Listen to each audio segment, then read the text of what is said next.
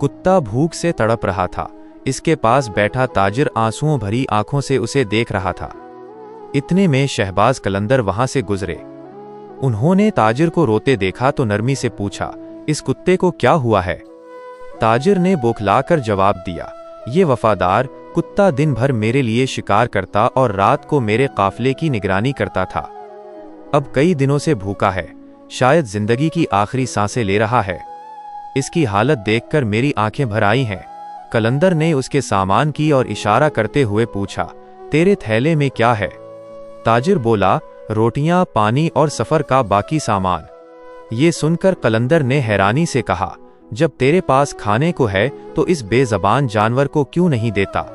ताजिर बोला, ये खाना मेरे सफर के लिए है, मैं किसी को मुफ्त में नहीं देता।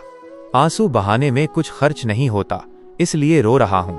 कलंदर ने अपने थैले से एक रोटी निकाली और कुत्ते को दे दी। कुत्ते ने रोटी खाई और थोड़ी देर बाद उठकर फिर से ताजिर के जानवरों की निगरानी करने लगा। ये मंजर देखकर कलंदर की आंखें भर आईं। उन्होंने ताजिर से कहा, ये कुत्ता भूखा था मगर वफा से पीछे नहीं हटा, और तो पेट भरकर भी इंसानियत से खाली रहा।